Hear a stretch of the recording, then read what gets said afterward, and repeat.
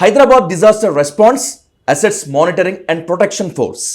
ఇలా చెప్తే ఎవరికైనా అర్థం కాదేమో కానీ హైడ్రా ఈ పేరు చెప్తే చాలు కాళ్ల కింద భూమి కంపించిపోతుంది, ఓ బాంబేదో పడ్డట్టుగా భయపడిపోతున్నారు.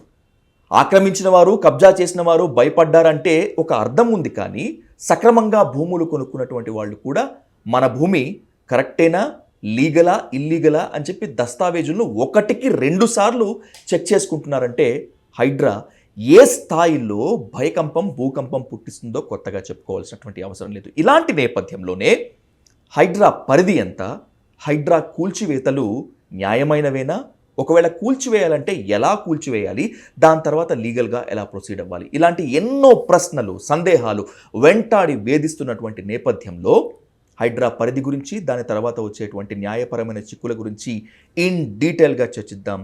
Let's invite mister Srikanth Chintala on to the dial news hot seat with Vijay సాధు. శ్రీకాంత్ గారు నమస్తే. Welcome to dial news sir. Intro చాలా భయపెట్టేటట్టు చెప్పండి సార్. అంతకన్నా ఎక్కువ భయపడుతున్నారు సార్ ఇప్పుడు హైడ్రా అంటే. సాధారణంగా బుల్డోజర్ రోడ్డు మీద పోతుంటే ఇదేంటి పొరపాటున మన ఇంటి మీదకి వచ్చిందనంటే భయపడుతున్నారు. ఏంటి సార్, నిజంగా హైడ్రా భయపెడుతోందా, లేకపోతే హైదరాబాద్లో ఉన్నటువంటి ఆక్రమణల్ని, నాలాని ఎంక్రోచ్ చేసిన వాళ్ళని కూలగొడుతుందా? What's happening? హైడ్రా అనగానే ఇదివరకు ఉండే ఒపీనియన్ కన్నా ఇప్పుడు ఏమైందంటే, నార్త్ ఇండియాలో మనం ఇంతకుముందు బుల్డోజర్ రాజ్యం అని చెప్పేసి మీడియాలో బాగా నచ్చింది కదా, అట్లాంటి బుల్డోజర్ రాజ్యం మన దగ్గర కూడా వచ్చిందేమో అని చెప్పి చాలామంది భయపడుతున్నారు. అండ్ సిమ్టమ్స్ కూడా అలాగే కనిపిస్తున్నాయి. ఒక బుల్డోజర్ స్ట్రాటజీనే ఇది. అయితే ఈ హైడ్రా అనే ఒక విభాగం అని అనొచ్చు. ఇప్పుడు దాన్ని క్రియేట్ చేసి, దానికి ఒక మెకానిజంని క్రియేట్ చేసి, ఒక పెద్ద వ్యక్తిని, నాగార్జున గారు లాంటి ఒక పెద్ద వ్యక్తిని, ఒక ఎన్ కన్వెన్షన్ని కూల్చేశాను అంటే సామాన్య మానవుడి పరిస్థితి ఏంటి? హైదరాబాద్లో ఇప్పుడు చిన్నప్పుడు మేము కూడా చూసిన హైదరాబాద్లో ఒక్కొక్క చెరువు చూస్తామంటే, మూసీ నది పైనుంచి కింద వరకు ఎక్కడెక్కడైతే మేము తిరిగిన ఏరియాస్ ఉన్నాయో అది కూడా ఎంకరేజ్మెంట్కి గురైంది. అట్లా హైదరాబాద్లో చాలా చాలా లొకేషన్లలో మీకు రోడ్ నెంబర్ 12లో ఉండే ఒక పెద్ద, ఆల్మోస్ట్ స్లమ్ ఏరియా, అది road number 12 area. It was full FTL. అది ఎఫ్టీఎల్లోనూ ఉండదు, ఏకంగా ఎఫ్టీఎల్ ఉండదు. కొన్ని మాల్స్ ఉన్నాయి ఎఫ్టీఎల్స్లో, పెద్ద పెద్ద మాల్స్ ఉన్నాయి. కాబట్టి ఈ కమర్షియల్గా ఉండేవాళ్ళు ఇంత పెద్ద వ్యక్తిని పట్టుకున్న తర్వాత, ఇంత పెద్ద వ్యక్తి కోర్టుకు వెళ్ళి పెద్ద పెద్ద లాయర్లను పెట్టుకొని స్టే ఆర్డర్ తెచ్చుకున్న తర్వాత కూడా కూల్ చేశారు అంటే మా పరిస్థితి ఏంటి అనే ఒక భయము ఈరోజు చిన్న చోటమోట బిజినెస్ మ్యాన్ల మధ్యలో ఉంది. ఇక్కడ సీరియస్ ఇష్యూ ఎవరికి వస్తుంది అంటే, ఎవరైతే స్లమ్స్కి క్రియేట్ అయిన ఒక మెకానిజం ఉంది హైదరాబాద్లో. మీరు అబ్జర్వ్ చేస్తే హైదరాబాద్ స్ట్రక్చర్ ఎలా గ్రో అయింది, హైదరాబాద్ అనే స్ట్రక్చర్ని అబ్జర్వ్ చేస్తే మీరు బంజారా హిల్స్ కానీ, జూబ్లీ హిల్స్ కానీ, మాదాపూర్ కానీ, ఈ ఏరియాలన్నీ ఎలా గ్రో అయ్యాయని మీరు అబ్జర్వ్ చేస్తే, ఫస్ట్ అక్కడ రియల్ ఎస్టేట్ ఎలా నడిచిందంటే, ఒక స్లమ్ స్టార్ట్ అవుద్ది. ఈ స్లమ్కి ఆనుకొని ఒక నీట్గా కాలనీ స్టార్ట్ అవుద్ది. స్లమ్ బేస్ చేసుకొని అక్కడ హట్స్ వేసో, ఆ హట్స్ కొంతమంది హట్స్ వేయించి దాన్ని పట్టాలు ఇప్పించి, వాళ్ళు ఇల్లు లేకుండా ఉంటున్నారని చెప్పేసి గవర్నమెంట్ దగ్గర పెట్టుకొని ఇల్లీగల్ ఆక్యుపెన్సీ చేసుకొని, అక్కడ అంటే ఇల్లీగల్ ఆక్యుపెన్సీ అని చెప్పేసి అనడానికి కూడా నాకు కొంచెం ఇబ్బందికరంగా ఉంటుంది. ఎందుకు అంటే వీళ్ళందరూ పూర్ పర్సన్స్. వీళ్ళు అక్కడ కరెంటు బిల్లులు, వాటర్ బిల్లులు తెచ్చుకొని తర్వాత మెల్లగా దాన్ని రెగ్యులరైజ్ చేసుకొని, తర్వాత గవర్నమెంట్ వచ్చి మీకు 90 square yards, 60 square yards, 120 square yards ఈ స్లాబులు పెట్టి రెగ్యులరైజ్ చేసుకోవచ్చు, ఇల్లీగల్ కన్స్ట్రక్షన్స్ రెగ్యులరైజ్ చేసుకోవచ్చు అని చెప్పేసి చెప్పి వీటన్నిటిని రెగ్యులరైజ్ చేశారు. పక్కనే కాలనీలు వస్తాయి, మంచి రిచ్ కాలనీలు ఉంటాయి. ఈ రిచ్ కాలనీల వెనకాల ఉండే స్టోరీని చూస్తే దాని పక్కనే ఒక నాలా ఉంటుంది, ఓ చెరువు ఉంటుంది, ఆ చెరువులో ఒక స్లమ్ ఉంటుంది. ఓకే, దీనిపైన ఉండే కాలనీ డెవలప్ అవ్వడానికి వీళ్ళందరూ foundations. This was the pattern, unfortunate pattern. ఇప్పుడు మీరు చాలా ఏరియాస్ ఉన్నాయి అట్లా. బంజారా హిల్స్, జూబ్లీ హిల్స్లో అయితే జూబ్లీ హిల్స్ బస్తీ, బంజారా హిల్స్ బస్తీ, ఫిలిం నగర్ బస్తీ, ఈ బస్తీలు ఫస్ట్ వస్తాయి. తర్వాత అక్కడ అప్పటి నాయకులు ఏం చేసేవాళ్ళు అంటే రోడ్డు వేయించేవాళ్ళు. తర్వాత బస్సులు ట్రాన్స్పోర్టేషన్కి వచ్చేవి, మెల్లగా ఆటోలు తిరిగేవి. ఆటోలు తిరుగుతున్నాయని చెప్పి రోడ్డు వచ్చేది, అక్కడ జనావాసం ఉందని చెప్పి ఆర్టీసీ బస్సులు వచ్చేవి, కనెక్టివిటీ అంతా ఉందని వెనకాల రియల్ ఎస్టేట్ వచ్చేది. సో ఇప్పుడు ఈ స్లమ్స్ ఏవైతే డెవలప్ అయినాయో, poor persons 60 square yards, 50 square yards, కొంతమంది 40 స్క్వేర్ యార్డ్, రోడ్ నెంబర్ 12లో 40 స్క్వేర్ యార్డ్స్ ఇల్లు కూడా చూశాను నేను. ఓకే, అదంతా ఎఫ్టీఎల్లో ఉన్నదే. కొండ మీద గుడి ఉంది, ఆ కొండ కింద చెరువు ఉండేది, ఆ చెరువు అంతా ఆక్యుపై అయ్యి ఇప్పుడు ఒక స్లమ్గా తయారైంది. ఓకే. అందులో కనీసము నాకు తెలిసి దాదాపు ఒక 6,000-7,000 ఇల్లులు ఉంటాయి. 6,000-7,000 ఇల్లు. ఇప్పుడు వాళ్ళందరూ ఎక్కడికి వెళ్తారు? అవును. ఈ కామన్ మ్యాన్ ఫేస్ చేయబోయే ప్రాబ్లమ్ని తలుచుకుంటేనే అందరూ భయపడుతున్నారు. వీళ్ళు ఎక్కడికి పోలేని పరిస్థితి. ఇందాక చెప్పినట్టుగా నేను ఒక పెద్ద వ్యక్తినే ఏం చేయలేకపోయాడు. పెద్ద వ్యక్తి ఇంత పెద్ద హైకోర్టుకు వెళ్ళి ఫైట్ చేయగలిగిన వ్యక్తి, అంత సమర్థత ఉన్న వ్యక్తి, అతనే ఏం చేయలేకపోయాడు. మా పరిస్థితి ఏంటి అనే భయం ఈరోజు హైదరాబాద్లో స్లమ్లో ఆక్యుపై చేసుకొని, చెరువులు ఆక్యుపై చేసుకొని ఎవరైతే రెగ్యులరైజ్ చేసుకున్నారో తర్వాత వాళ్ళందరికీ ఉంది. నిజంగా హైదరాబాద్లో ఎవరు కబ్జా చేసినా, ఏది ఆక్రమించినా కూడా ఖచ్చితంగా దాన్ని తీసేయటము, వాటన్ని ఆ కబ్జా కోరలోంచి విడిపించడం నిజంగా గవర్నమెంట్ని అభినందించాల్సిందే శ్రీకాంత్ గారు. అయితే హైడ్రా కొన్ని చోట్ల దుందుడుగ్గా వ్యవహరిస్తోంది. హైడ్రా పేరుతోటి ఒక ఫియర్ పుట్టిస్తున్నారు. సరే, పొలిటికల్ కామెంట్స్ చాలా ఉంటాయి, దీంతో వసూలు చేస్తున్నారు అట్లా అని చెప్పి. కానీ నిజంగా హైడ్రా అలాంటి భయం ఏమైనా పుట్టిస్తుందా? హైడ్రా ఖచ్చితంగా భయాన్ని కలిగిస్తుంది. ఎందుకు అంటే వాళ్ళు వెళ్ళే విధానం ఏదైతుందో అది కరెక్ట్ కాదు. ఫస్ట్ ఆఫ్ ఆల్ హైదరాబాద్ అనే దానికి ఒక మంచి చరిత్ర, నిజాం టైంలో కూడా ఒక చరిత్ర. ఇప్పుడు నేను ఫస్ట్ టైం యూరోపియన్ కంట్రీస్కి వెళ్ళినప్పుడు వాళ్ళ లేక్స్ చూసి, వాళ్ళు ఎట్లా లేక్స్ని ప్రొటెక్ట్ చేసుకుంటున్నారో చూసి, ఆ లేక్స్కి ఉండే ఫెన్స్, అక్కడ ఎవరన్నా డోంట్ త్రో రబిష్ అని ప్రతి దగ్గర ఒక సైన్ బోర్డు, వాటిని ప్రొటెక్ట్ చేయడానికి మళ్ళీ ఒక బఫర్ జోన్ ఒకటి క్రియేట్ చేసి ఈ స్ట్రక్చర్ చూశాను నేను. తర్వాత షికాగో వెళ్ళినప్పుడు వాళ్ళ లేక్ చూసి ఐ వాజ్ సర్ప్రైజ్డ్. సిటీ మధ్యలో ఆల్మోస్ట్ ఒక పెద్ద సముద్రంలాగా ఉండే ఒక పెద్ద లేక్ని వాళ్ళు ప్రొటెక్ట్ చేసే విధానము, దాని పక్కన డెవలప్మెంట్ ఎక్కడైతే ఉందో ఆ బిల్డింగ్స్కి ఈ లేక్కి మధ్యలో ఉండే డిస్టెన్స్ గ్యాప్, వీటన్నిటిని చూసి నేను అనుకున్నాను, అసలు హైదరాబాద్ అనేది ఒకప్పుడు మేము చదువుకునే రోజుల్లో పాత వాళ్ళు చెప్పిన మాటలు ఏంటంటే, హైదరాబాద్లో ఇన్ని చెరువులు ఉండేవి, ఇన్ని లేక్స్ ఉండేవి, నిజాంలు తవ్వించిన లేక్స్ ఉన్నాయి. మీకు ఈరోజు అవన్నీ ఎక్కడ మ్యాప్లో కూడా లేవు. మాసప్ ట్యాంక్ లేక్ ఎక్కడ ఉంది? ఎవరన్నా మాసప్ ట్యాంక్ అంటే పేరులో మాసప్ ట్యాంక్ ఉంది, ఎక్కడ ఉంది? ట్యాంక్ ఎక్కడ ఉంది దానిలో? ఎగ్జాక్ట్లీ. తర్వాత జూబ్లీ హిల్స్లో కృష్ణానగర్ దగ్గర ఏదో చెరువు ఉండేది, అది ఎక్కడ పోయింది అది? ఈరోజు చాచా నెహ్రూ పార్క్ అని ఉంది, అది ఒక మొత్తం FTLలో ఉంది. అది మొత్తం చెరువు మొత్తం కూడా పార్క్ అయింది. దాని ఆపోజిట్లో ఉండే, I think subject to correction, దాని ఆపోజిట్లో ఉండే బూరుగు రామకృష్ణ బిల్డింగ్, మన SC/ST సోషల్ వెల్ఫేర్ డిపార్ట్మెంట్ సంబంధించిన residential society, BC welfare, SC welfare, ఈ బిల్డింగ్స్ ఉన్నాయి అక్కడ. ఆ బిల్డింగ్ మొత్తం కూడా if I'm not wrong complete FTLలో ఉంది. ఓకే. చాలా గవర్నమెంట్ బిల్డింగ్స్ ఉన్నాయి. లో ట్యాంక్ బండ్ ఏరియాలో FTL ఉంది. తర్వాత ఐమాక్స్ జోన్ కానీ, అప్పుడు PGR గారు ఐమాక్స్ FTLలో ఉందని చెప్పేసి ఆయన గొడవపడి అది తీసేయాలని చెప్పేసి నెక్లెస్ రోడ్ ఉంది. సో నెక్లెస్ రోడ్లో ఒకప్పుడు ట్రైన్లో మనం వచ్చేటప్పుడు ఎలా ఉండేది, 2 సైడ్లు వాటర్, హుస్సేన్ సాగర్ కనిపెట్టారు, కుడి చేతి పక్క ఉండేది, ఎడ చేతి పక్క ఉండేది. ఇప్పుడు పెద్ద పార్క్ హోటల్ అని ఒకటి వచ్చి అది FTLలో ఉంది అని చెప్పేసి, ఏంటి మీరు ఎన్ని కూలగొడతారు? కూలగొట్టాలి. వాస్తవానికి ప్రైవేట్ బిల్డింగ్లే కాకుండా హైదరాబాద్లో మెజారిటీ స్థలాల్లో గవర్నమెంట్ బిల్డింగ్సే కూడా చాలా ఉన్నాయి. గవర్నమెంట్ బిల్డింగ్స్ ఉన్నాయి. ఫస్ట్ ఈ గవర్నమెంట్ బిల్డింగ్స్ని కూడా తీసేస్తే గవర్నమెంట్కి దీనిలో నుంచి రిలాక్సేషన్ లేదు. ఎందుకంటే ఇప్పుడు హైడ్రా వచ్చిన తర్వాత భయాలు ఎన్నున్నా కానీ అందరూ ప్రశ్నించేది ఏంటంటే, మీ గవర్నమెంట్ బిల్డింగ్స్ ఉన్నాయి కదా అని. గవర్నమెంట్ దగ్గర చాలా ఎక్సెస్ ల్యాండ్ ఉంది కదా.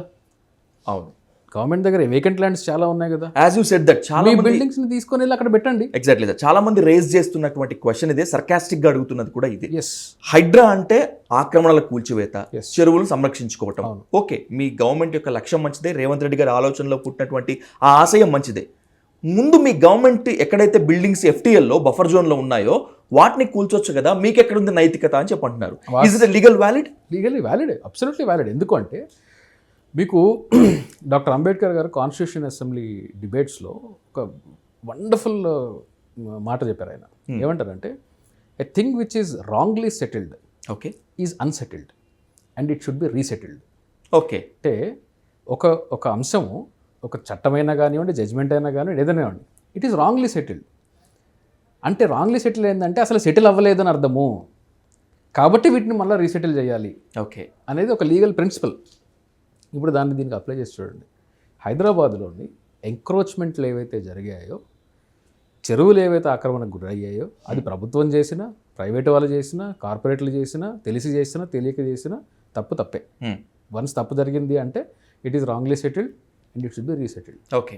కాబట్టి ఖచ్చితంగా ప్రైవేటు బాడీస్ ఎన్ని ఉన్నాయి, గవర్నమెంట్ బాడీస్ ఎన్ని ఉన్నాయి, ఇండివిజువల్స్ ఎన్ని ఉన్నాయి అని ఇవన్నీ సర్వే చేసి ప్రాపర్గా అన్నింటినీ రికవర్ చేయాల్సిన బాధ్యత కూడా గవర్నమెంట్ మీద ఉంది. హైదరాబాద్కి అది నిజంగా చాలా అవసరం. అంటే చెన్నై చూసాం మనం, తర్వాత కేరళ చూసాం, ఇప్పుడు ఫ్లడ్స్ వచ్చినప్పుడు ఎల్పి ఏమైంది లాస్ట్ టైం, ఎల్పి కూడా మునిగింది. అవును సార్. టౌన్ అయినప్పటికీ ల్యాండ్ స్లైడ్ మొత్తం అక్కడ ల్యాండ్ స్లైడ్ ఏమి ఉండదు. చెన్నై థిక్లీ డెన్స్లీ చెన్నైలో ఉండే మేజర్ ప్రాబ్లం ఏంటంటే వాళ్ళందరూ కూడా అక్కడ చెరువులు ఆక్రమించి, లేక్స్ ఆక్రమించేసి, వాటర్ అసలు బయటికి వెళ్ళడానికి ఛాన్స్ లేకుండా చేసి, ఫ్లో అవ్వడానికి ఛాన్స్ లేకుండా చేసిన ఒక ఎట్లా చెప్పాలి అంటే దాన్ని అన్ప్లాన్డ్ సిటీగా పెరిగిపోయిన ఒక ఏరియా చెన్నై. అవును సార్. చెన్నైలో ఫ్లైట్ ల్యాండ్ అవ్వడానికి 15-20 రోజులు పట్టింది. ఎందుకంటే ఎయిర్పోర్ట్ మునిగిపోయింది. అన్ఫార్చునేట్లీ ఎయిర్పోర్ట్లోకి నీళ్ళు ఎందుకు వచ్చాయి? అవును, బికాజ్ వాళ్ళు ఆ నీళ్ళు వెళ్ళడానికి ఎక్కడ ప్లేస్ లేదు కాబట్టి, చెరువు లేదు కాబట్టి ఇల్లు మునిగిపోయాయి. కాబట్టి హైదరాబాద్లో కూడా అలాంటి సిచ్యువేషన్ రాకముందు, అలాంటి సిచ్యువేషన్ మనం ఇప్పుడు చిన్నపాటి వర్షం పడితే రోడ్లన్నీ అయిపోయి, నా కారు కూడా ఒక 2 years బ్యాక్ నా కారు కూడా పంజాగుట్టలో నీళ్ళంతా వచ్చేసి ఫ్లడ్ అయింది, ఇంజన్ పోయింది. సో అట్లాంటి పరిస్థితుల్లోకి రాకుండా ఖచ్చితంగా వీటన్నిటినీ మళ్ళా మార్చాలి, రికవర్ చేయాలి ల్యాండ్స్ని. కానీ రికవర్ చేసేటప్పుడు నాకుండే అబ్జెక్షన్స్ ఏంటి అంటే, ఓకే, కమర్షియల్ బిల్డింగ్స్ అన్నారనుకోండి, అందులో జనావాసం ఉండదు, తీసేయచ్చు. గవర్నమెంట్ బిల్డింగ్స్ అన్నారనుకోండి, గవర్నమెంట్ దగ్గర వేరే చాలా ల్యాండ్ ఉంది, ఆఫీసులు మార్చుకోవచ్చు, దాన్ని తీసి చెరువు చేయొచ్చు, మళ్ళీ తీసేయచ్చు. దానికి మహా అంటే కన్స్ట్రక్షన్ కాస్ట్ అవి పోతుంది, కానీ చెరువు అనేది ఫ్యూచర్ జనరేషన్స్ని కాపాడుతుంది, హైదరాబాద్ని కాపాడుతుంది, కాబట్టి అవి తీసేయచ్చు. ఎంతో కొంత ఈ విల్లాలు కట్టుకొని ఉండే వాళ్ళని కూడా తీసేసి ఆల్టర్నేట్ వాళ్ళ కాంపెన్సేషన్ ఇవ్వడం. ఇప్పుడు ల్యాండ్ ఎక్విజిషన్ ఉంది, ల్యాండ్ ఎక్విజిషన్ చట్టం కింద రోడ్ ఎక్స్పాండ్ చేస్తున్నాం అనుకోండి, మెట్రో రైలు చూసాం మనం. ఈ మెట్రో రైలు ఎక్స్పెన్షన్ అప్పుడు ఏం జరిగింది, చాలామంది ఇల్లులు కమర్షియల్ కాంప్లెక్స్లో అన్నీ లాక్కున్నారు. అవును, లాక్కోవడం అంటే ఫేర్ కాంపన్సేషన్ వాళ్ళకి ఇచ్చి తీసుకున్నారు. ఇప్పుడు కూడా అలాంటి మెకానిజంని అడాప్ట్ చేసుకోవాలి. ఎందుకు అడాప్ట్ చేసుకోవాలి అంటే, ఇప్పుడు ఒక కమర్షియల్ బిల్డింగ్ కానీ గవర్నమెంట్ బిల్డింగ్ కానీ ఎంక్రోచ్ అయితే వాళ్ళకి నేను కాంపన్సేషన్ ఇవ్వను, because it is illegal encroachment, దానిలో కమర్షియల్ యాక్టివిటీ జరుగుతుంది కాబట్టి నేను తీసేస్తానంటాం, ఫైన్. కానీ నా సెటిల్మెంట్ ఉంది అక్కడ, నాకు అడ్వర్స్ పొజిషన్ అనేది ఒకటి ఉంది. గుడ్ ఆర్ బ్యాడ్, నేను కొంతకాలము నేను ఆ ల్యాండ్లో నా ఆవాసాన్ని ఏర్పరచుకొని నేను అక్కడే బతుకుతూ ఉంటే నన్ను అక్కడి నుంచి తీయడానికి చట్టము without due process of law ఒప్పుకోదు. పైగా నేను అక్కడ ఉంటున్నాను, నా ఆవాసం అక్కడ ఉంది, నా నివాసం అక్కడ ఉంది, నా ఫ్యామిలీ అక్కడ డిపెండెంట్ అయ్యి ఉంది అనే విషయాన్ని మీరే ధృవీకరించారు. నాకు ఎలక్షన్ కార్డులు ఇచ్చారు, రేషన్ కార్డులు ఇచ్చారు, రేషన్ షాపులు పెట్టారు. అదే FTL స్లమ్ జోన్లలో కూడా మీ రేషన్ షాపులు ఉన్నాయి, గవర్నమెంట్ ప్రాపర్టీస్ ఉన్నాయి, పంచాయతీ ఆఫీసులు ఉన్నాయి, ఇవన్నీ ఉన్నాయి. MR ఆఫీసులు కూడా అదే FTLస్లో ఉన్నాయి చాలా స్లమ్స్లో. సో వీళ్ళందరినీ రీసెటిల్ చేసేటప్పుడు వాళ్ళకి మీకు ఆల్టర్నేట్ చూపించకుండా, ఫేర్ కాంపన్సేషన్ ఇవ్వకుండా నేను తీసుకొచ్చి డెమాలిష్ చేస్తాను అనడం అనేది ఇది ఒక డిక్టేటర్షిప్ అవుతుంది తప్ప ఫెయిర్ గవర్నమెంట్ మెకానిజం అని నేను అనుకోవట్లేదు. ఆక్రమణల్ని తొలగించాల్సిందే, కబ్జాలను కూల్చేయాల్సిందే, whatever it may be. మీరు చెప్పినా కూడా 100% కూల్చాల్సిందే. అది ఆక్రమించారు కాబట్టి, కబ్జా చేశారు కాబట్టి వితౌట్ ప్రియర్ నోటీస్ హైడ్రా చేసేయచ్చా, డెమాలిష్ చేయొచ్చా? చేయడానికి వీల్లేదు. హైడ్రా కాదు, ఎన్ని చట్టాలు తీసుకొచ్చినా కానీ మనకు మీ చట్టం ఇంటెన్షన్ ఏదైనప్పటికీ చట్టంలో ఏముంటుంది అంటే హియర్ ద అదర్ సైడ్, ఆడియో అల్టం పార్టం అంటాం. It's a legal principle. Okay sir. Government ఇప్పుడు క్రిమినల్ లా తీసుకోండి, ఈజీగా అర్థం కాదని చెప్తాను. క్రిమినల్ లాలో మీకు పోలీసు వాళ్ళు ఒక ఎఫ్ఐఆర్ నమోదు చేస్తారు. తర్వాత కోర్టుకి వెళ్ళిన తర్వాత కోర్టులో మీరు అక్యూజ్డ్ పర్సన్గా అయి ఉంటే ఓకే, విజయ్ వర్సెస్ స్టేట్ అని ఉంటుంది. ఆ స్టేట్ అనేది చాలా పెద్ద మెకానిజం కాబట్టి, దాని దగ్గర అతీతమైన శక్తులు ఉన్నాయి కాబట్టి, మొత్తము అడ్మినిస్ట్రేషన్ మొత్తం స్టేట్ కంట్రోల్లో ఉంది కాబట్టి ప్రిజంప్షన్ అనేది అక్యూజ్డ్ పర్సన్కి ఇస్తారు. ఓకే, ఏమని, నువ్వు ఇంత పెద్ద శక్తివంతమైన స్టేట్ని, పోలీసు వ్యవస్థని, దాని వెనకాల ఉండే గవర్నమెంట్ని నువ్వు డిఫెండ్ చేసుకోవాలి కాబట్టి నువ్వు నిరపరాధివే అని కోర్టు నమ్ముతుంది అని చెప్తారు. ఈ ప్రిజంప్షన్ ఉంటుంది. దీనిలో ఇంకొక ప్రిజంప్షన్ ఏంటి అంటే, నీ వర్షన్ వినకుండా నేను మిమ్మల్ని శిక్షించను. ఓకే, ఇది క్రిమినల్ లా అందరికి అర్థం కాదని చెప్తున్నా. Okay sir. This law applies to everybody. మీరు కోర్టుకి వెళ్ళి లేదంటే మీరు ఒక డెసిషన్ తీసుకొని నేను డెమాలిష్ చేస్తాను అంటే చట్టం ఒప్పుకోదు. అవతల వారి పక్షాన్ని వినకుండా, అవతల వారి పక్షం వినడానికి ఛాన్స్ కూడా ఇవ్వకుండా నేను నీ మీద నీ ప్రాపర్టీ మీదకి నేను వస్తాను అంటే చట్టం ఒప్పుకోదు. ఓకే. ఆర్టికల్ 300 దానికి ప్రొటెక్షన్ కూడా ఇస్తుంది. మీకు హైడ్రా నోటీసులు ఇవ్వాలి. నోటీస్ ఇచ్చిన తర్వాత నేను నా ఎక్స్ప్లెనేషన్ ఇచ్చుకునే ఛాన్స్ ఇవ్వాలి. ఓకే. ఆ ఛాన్స్ ఇచ్చిన తర్వాత దాని మీద ఒకవేళ ఒక పర్టికులర్ ఏరియా ఏరియా ఉందనుకోండి, దాని మీద ఆ ఏరియా మీద సర్వే జరిగి ఆ సర్వే చేసిన తర్వాత వీళ్ళందరూ అక్కడికి ఎలా వచ్చారు, ఎట్లా సెటిల్ అయ్యారు, వాళ్ళ పరిస్థితి ఏంటి, ఇప్పుడు వాళ్ళ సైడ్ ఉండే డిఫెన్స్ ఏంటి, గవర్నమెంట్ ఏమన్నా తప్పు చెప్తున్నట్టు గవర్నమెంట్ చెప్పిందంతా నిజమైపోదు. 100 లేక్స్ ఉన్నాయని గవర్నమెంట్ అంటుంది, వాస్తవానికి 60 ఉండొచ్చు, మిగతా 40 లేకుండా ఉండుండొచ్చు కూడా. ఏంటి అంటే అవతల వారి పక్షాన్ని వినాలి. కోర్టు అవతల వారి పక్షాన్ని వింటుంది. కోర్టుకు రాకముందు కూడా నోటీస్ ఇచ్చిన తర్వాత హైడ్రా నాకు నోటీస్ ఇస్తే నేను ఎక్స్ప్లెనేషన్ ఇచ్చిన తర్వాత ఆ ఎక్స్ప్లెనేషన్ మీద ఒక ఎంక్వైరీ జరిగి ఆ ఎంక్వైరీ తర్వాత లేదు నాకు అధికారం లేదు, నేను ఇల్లీగల్గానే వచ్చాను ఆ ప్రిమైసెస్లోకి అని చెప్పేసి అథారిటీస్ ధృవీకరిస్తే డెమాలిషన్ నోటీస్ నాకు ఇచ్చి ఆ డెమాలిషన్ నోటీస్ని కూడా నేను అపీల్ చేసుకునే ఒక హక్కు నాకు కల్పించి, ఇప్పుడు జిహెచ్ఎంసీ యాక్ట్ ఉంది, ఏదైనా డెమాలిషన్ నోటీస్ ఇస్తారు. డెమాలిషన్ ఇచ్చినప్పుడు నేను చీఫ్ జడ్జ్ కోర్ట్ అని మనకు సిటీ సివిల్ కోర్టులో ఉంటుంది, స్మాల్ కాజ్ కోర్ట్. నేను ఆ జడ్జి గారి దగ్గరికి వెళ్ళి మున్సిపల్ ట్యాక్స్ మీద అపీల్ అయినా కానీ, నాకు మున్సిపల్ ట్యాక్స్ తప్పుగా వేశారన్నా కానీ, నేను చీఫ్ జడ్జి గారి దగ్గరికి వెళ్ళి స్మాల్ కాజెస్ కోర్టులో నేను అపీల్ చేయొచ్చు. అపీల్ కూడా డిస్మిస్ అయిన తర్వాత నేను హైకోర్టులో ఛాలెంజ్ చేసుకోవచ్చు. ఎంఎస్ఎంఏ అంటారు, సెకండ్ అపీల్ అంటారు, సెకండ్ మున్సిపల్ అపీల్ అంటారు. దాన్ని నేను హైకోర్టులో కూడా ఛాలెంజ్ చేసుకోవచ్చు. ఈ ప్రాసెస్ అంతా ఎందుకు ఉంది అంటే అవతల వాళ్ళ పక్షాన్ని వినడానికి ఉంది. చట్టంలో ఏంటి, చట్టం ఇంత డిలే ప్రాసెస్ నడుస్తుంది, ఎన్నెన్ని సంవత్సరాలు నడుస్తాయండి అంటే ఎందుకు నడుస్తాయి అంటే, అన్ని సంవత్సరాలు ఎందుకు నడుస్తాయి అంటే డెఫినెట్గా 1 yearలో 2 yearsలో అయిపోవాలి ఐడియల్గా. మనకుండే కోర్టు వ్యవస్థ, జడ్జిల వ్యవస్థ అది వేరు. కానీ ఇవన్నీ ఎందుకు నడుస్తాయంటే అండి అవతల వారి పక్షాన్ని వినడానికి. ఎందుకంటే గవర్నమెంట్ అనేది పవర్ఫుల్ బాడీ. గవర్నమెంట్ దగ్గర అడ్మినిస్ట్రేషన్ ఉంది, మెకానిజమ్స్ ఉన్నాయి, పోలీసులు ఉన్నారు, బుల్డోజర్లు ఉన్నాయి, ఇవన్నీ ఉన్నాయి. ఒక కామన్ మ్యాన్ ఎక్కడి నుంచి ఫైట్ చేస్తాడు? It is a fight between a tiny man and a mighty state. ఎక్కడ ఫైట్ చేస్తాడు వీడు? అవును సార్. సో అది వాళ్ళు వెళ్ళే విధానం తప్పు. నాకుండే ఇంకొక సీరియస్ అబ్జెక్షన్ ఏంటంటే దీని మీద GHMC act, okay, HUDA act, అట్లాగే మున్సిపాలిటీస్ యాక్ట్స్, పంచాయత్ యాక్ట్స్ చాలా ఉన్నాయి. ఇవన్నీ కూడా ఔటర్ రింగ్ రోడ్డు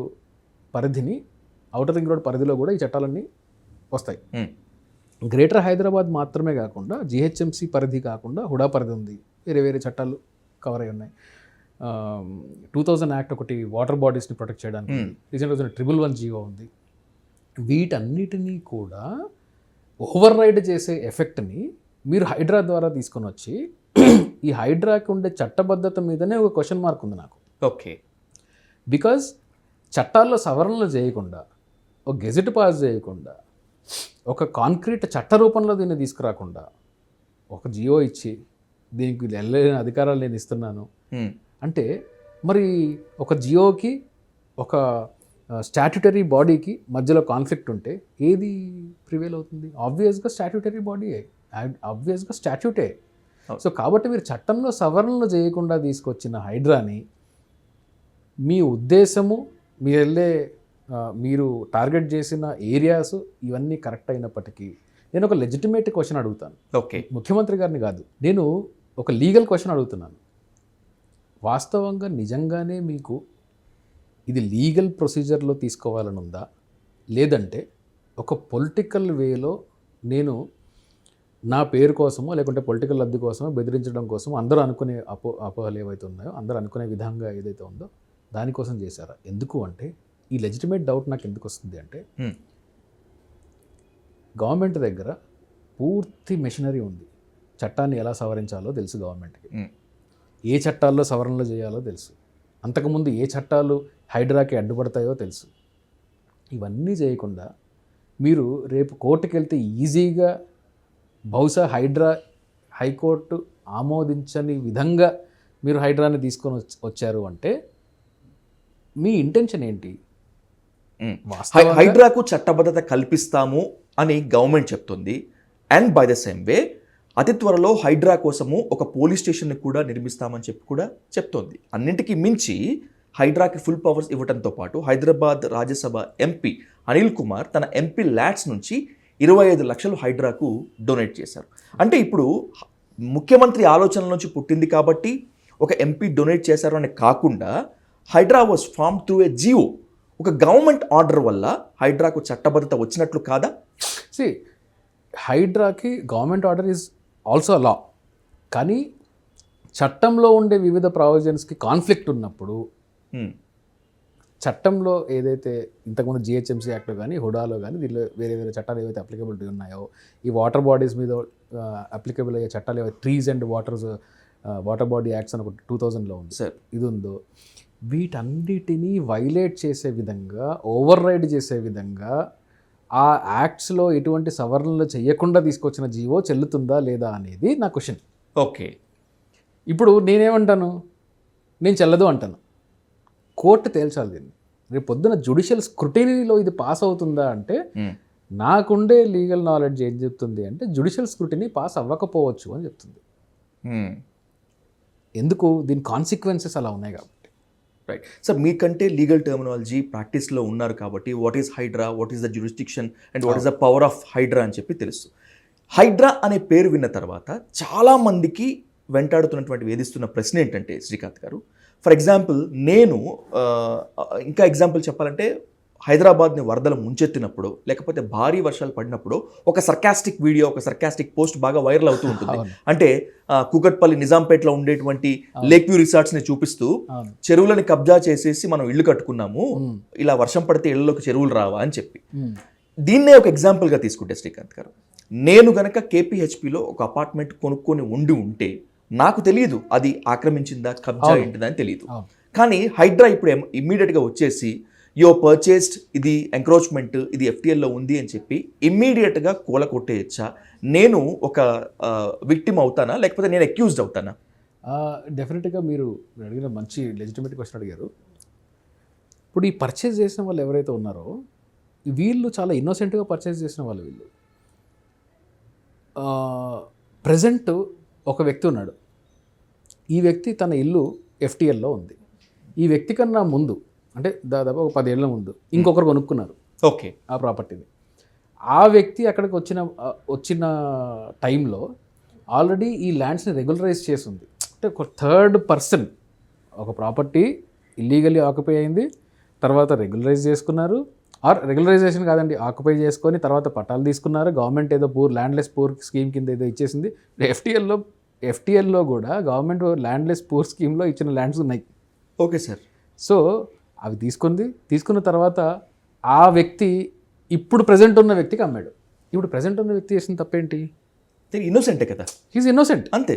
సో కాబట్టి డ్యూ ప్రాసెస్ ఆఫ్ లా లేకుండా మంచో చెడో మీ గవర్నమెంటే వాళ్ళకి పర్మిషన్లు ఇచ్చి కట్టించుకున్నది కాబట్టి, మీ గవర్నమెంటే వాళ్ళని రెగ్యులరైజ్ చేసింది కాబట్టి, మీ గవర్నమెంటే వాళ్ళకి ఇప్పుడు దాకా ఉండే అన్ని సప్లైస్ ఇస్తుంది కాబట్టి, మీ గవర్నమెంట్ అంటే ఇక్కడ మళ్ళా రేవంత్ రెడ్డి గవర్నమెంట్ కాదు కదా అన్నాను. రేవంత్ రెడ్డి గవర్నమెంట్ కాదు.